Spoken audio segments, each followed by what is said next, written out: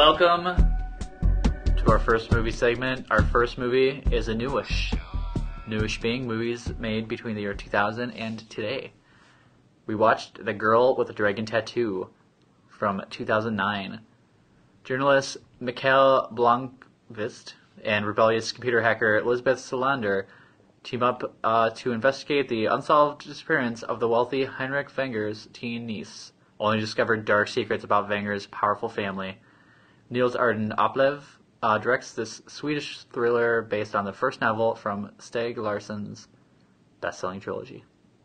The Millennium series. Millennium. Inspired by the Backstreet Boys song, Millennium, I think. What do we like about this movie? I just think it's generally a really good movie. I think most of it's just put together really well.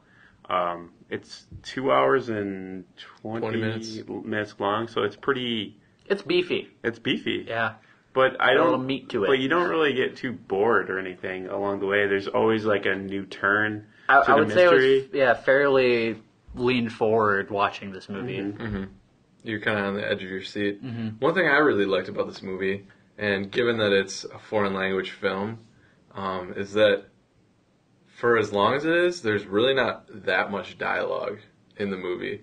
It's a lot more investigation and looking through photographs from the past, and the dialogue is used sparingly, and I think that helps for an American audience, helps you get into the movie a little bit more because you don't need to be constantly reading.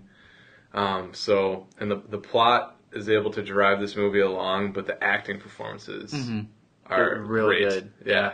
Well, especially by Rooney Mara, who is the girl with the dragon tattoo. Lisbeth? Lisbeth, yeah. Solander. She's quite good. She is really good. I don't know, this was, to me, just kind of reinforced my liking of Swedish movies. I have, like I said, I have never gone wrong so far. This movie is shot really well. It's just very pretty. And I think one of the things I like most about it is kind of like, there's just little small touches at times. I do like the quietness Johnny was speaking of. But one of my favorite things is that they use real computer interface. She's a hacker, and she's got a Mac, so it has like the actual OS X, and she also uses like command line.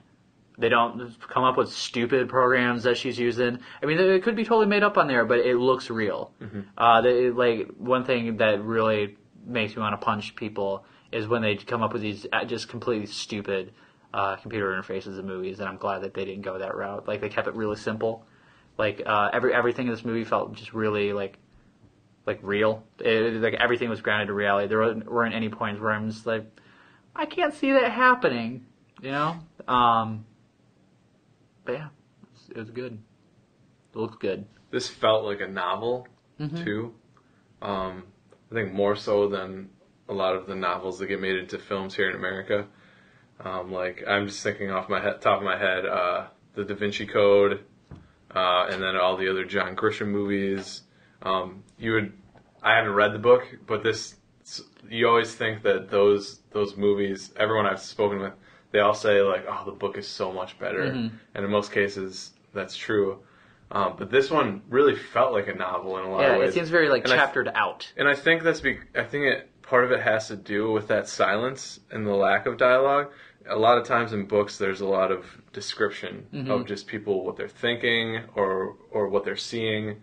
And there were a lot of moments like that where he might be looking out of the little cabin or whatever it was, looking out at Lisbeth, smoking a cigarette, sitting on a rock, and just little moments like that, tender moments where you can kind of see the wheels spinning a little bit, but there's nothing to really guide you to that conclusion.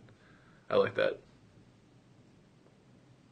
I don't know. Going back to just the acting in this movie is pretty well done. I love for the most part, just the quiet intensity that is always just bubbling below the surface with Elizabeth.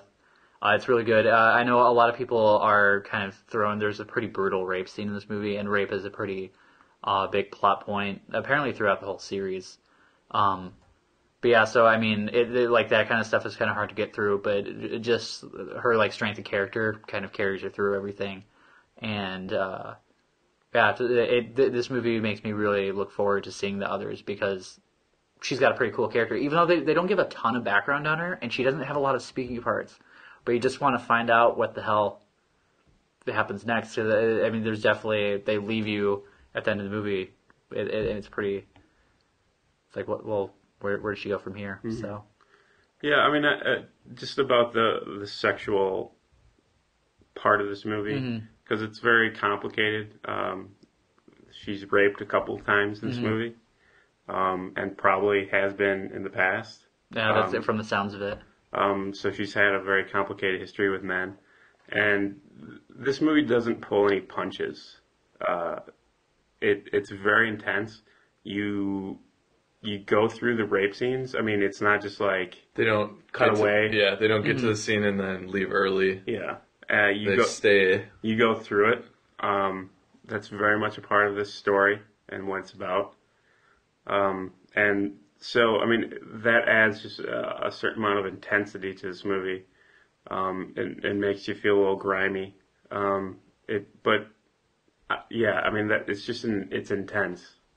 Yeah, I would just say be aware of that and know that that's there. Yeah, and it's nice. Because it is pretty visceral. It's nice that it doesn't feel like it's put in there for shock value, though. It's handled really well, and they leave you feeling much like other parts of the movie, the camera just kind of hangs in scenes like that, and you feel just bad. It kind of like you're watching a scene you shouldn't be watching. It leaves you feeling really awkward, and just it's wrong, and you're wanting nothing more than it to be done.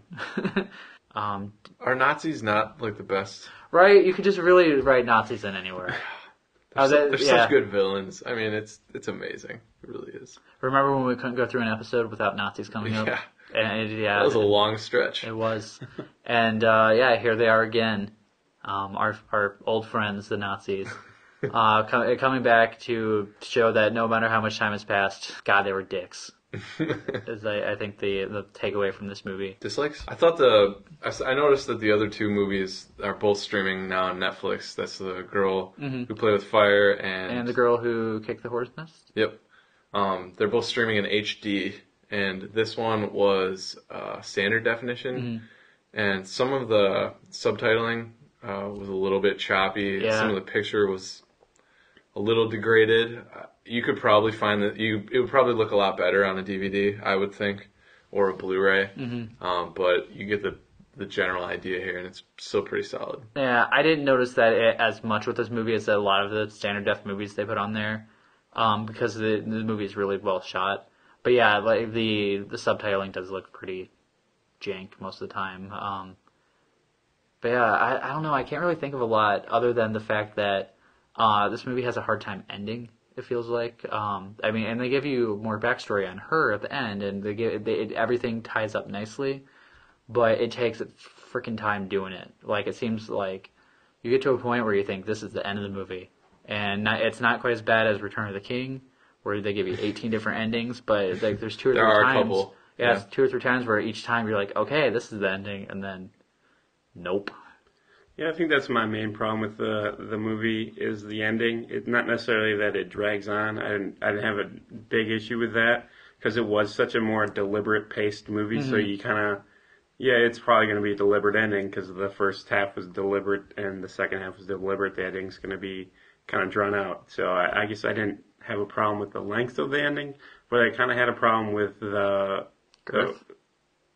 yeah, with the girth. No, I had a problem with they put a little bit too much of a bow or Hollywood ending on it, and they just like everything works out for everybody. Like, look at how everything resolved itself. Yeah, it just didn't seem like a very natural ending to the story, which is it just seemed more like a movie at that point. Like you were saying before, Johnny, this for a long time it feels like a novel.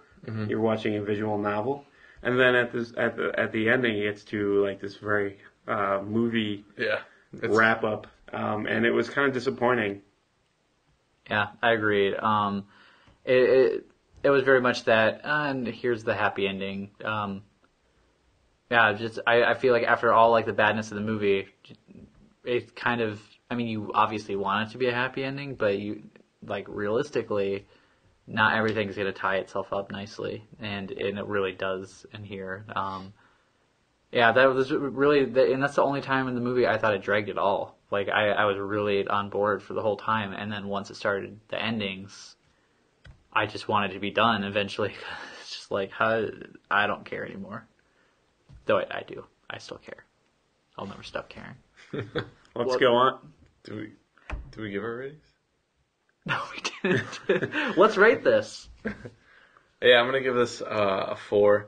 I think it's a pretty solid movie. I'm really excited to see the next two. Definitely, there's so much to like about this movie. I do think it would probably be maybe a 4.5 for me if it were higher quality visually. But you will not go wrong watching this movie. It's solid. It wasn't Rooney Mara that played. No, she's in the remake. Yeah, it was Naomi Rapace. Mm-hmm. Just so maybe cut that out if you can. I'm gonna in fact cut this part out. Yeah, I just remembered that. But this is a really good movie. I'm excited to watch the next two, and I'm also excited to watch the American version of it because I'm really interested to see Daniel Craig play the journalist role. Yeah. I would say that this movie for me is a 4. I think it's really good. I think it's really watchable. I think a lot of people will like it if they can get by the subtitles. Do it. It's not hard to do that because there isn't a lot of speaking like we talked about earlier. I'm gonna give this a 4.5. This is a real good movie. Like Jenny said, it's one of the few movies based on a novel that actually feels like a book. And so it does a lot of showing as well as telling, and it's just really nice. Real solid acting, great violence in this movie, and it's just real good. I can't imagine somebody coming away from this and just really disliking it.